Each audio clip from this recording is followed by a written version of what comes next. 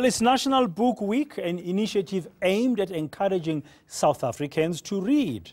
Only 14% of South Africans are active book readers, and just 5% of parents read to their children. My partner and colleague Uveka Rangappa is at Exclusive Books in Hyde Park to tell us more about the importance of reading. How's heaven like this morning, partner?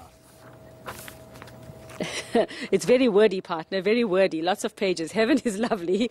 I mean, this is possibly the best place for me to be, because I just finished my book last night. The one I was reading was Becoming Iman by Iman Rapetti, and I desperately needed something. So thank you, bosses, for sending me out here this morning. I'm not complaining at all. Well, I'm joined this morning, partner, by Lizelle Langford. She's from the Read Educational Trust, and we're going to be talking about the importance of reading, not just for ourselves, Lizelle, but also for our children or whoever else is around us, and just what value reading actually adds to our lives.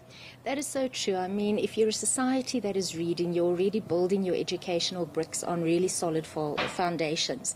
And as South Africans, I know it is difficult for us because although we're in this extremely beautiful place and we can walk out with armloads of books, it is expensive and maybe something that our parents in our communities cannot afford to do. So we really need to do what we can to encourage reading across the board. So, Lizelle, how do we work around that? How do we actually make reading affordable? How do we make books accessible to those who can't just find it around every corner? Well, maybe we must remember that we used to be a nation of storytelling. So what happened to storytelling? That is your precursor to writing a book. And I think we need to go back to that. Start telling stories to your children. Start actually thinking about what you are seeing and relating that back to them. And then also start thinking about sharing your resources. I mean, we talk a lot about libraries not being so accessible anymore, but nothing prevents us from creating our own little libraries in our communities and sharing with each other what we have. If I may say, Read already has initiatives going like that. We have a Pick a Book Box initiative. Here in Joburg, I think we've placed about 7 or 10, and that is for a community to stock. It's literally an exchange library. So it stands in your community, you stock it with the books you want, and it's come by, take your book, read it, bring it back again, and somebody else takes it. That makes it accessible for more people than just those that can afford to actually buy. How good are we as South Africans at reading, Lizelle? I mean, you know, just hearing the figures earlier, about 14% of South Africans. How good are we at actually picking up a book, understanding, doing our book clubs, reading to our children, having them read back to us? We're not good at all. It is a habit that you have to install from childhood. Really, when you're pregnant and you talk to your baby, that's the beginning of reading. When your baby is there and they're sitting on your lap and you're reading to your child, that is the beginning of making sure they become literate. When they get to school, they already should have seen you reading because they'll do what you do. It's no use telling somebody, please go on a diet, but here I'm eating cake. So why would I say, please read, but I never touch a book? So it really is practice what you preach. And even in our schools, we have to make dedicated time for it. Our schools do have reading periods. They just need to make sure that it's enforced and that you actually read during that period. So everybody is doing a little bit. It just needs to be done more often, more regularly, and become the habit that we all want.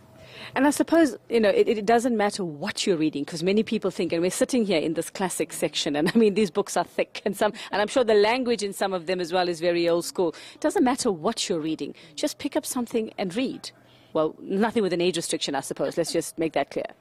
No, it's so true. It doesn't matter what you read. And again, whatever material is available can be made interesting.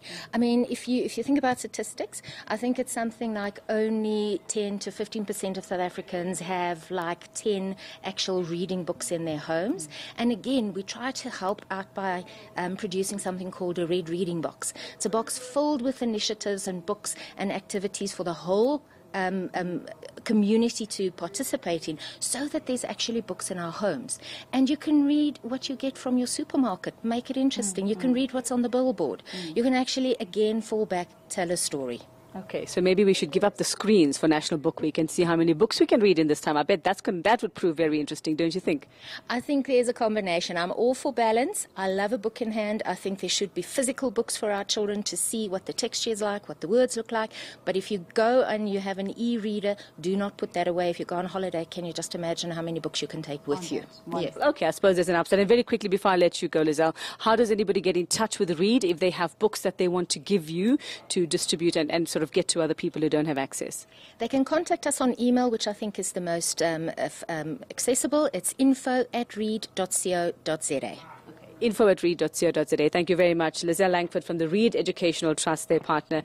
And we cannot stress enough. I mean, you and I both love our reading, and most people we know love our reading. Just to hold a book and smell a new page or smell a page is something else. Well, I'm salivating, not because of the coffee, because I've seen a couple of books there that I want to buy. I've got to look at my budget quickly and then maybe buy about 2 or 3. So I'm going to go now, and I'll see if I want to bring you back a book. Am I included? Yeah, I was just about to ask, am I included in that budget of yours?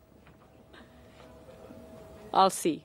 Okay, thank you very much, partner. I'm looking forward to reading that book. Angie, do you see what I had to go through? You have to beg for a book for my partner. No, listen, if she saw that look on your face, she'd definitely be buying you a book, boy. I wouldn't want to be dealing with that.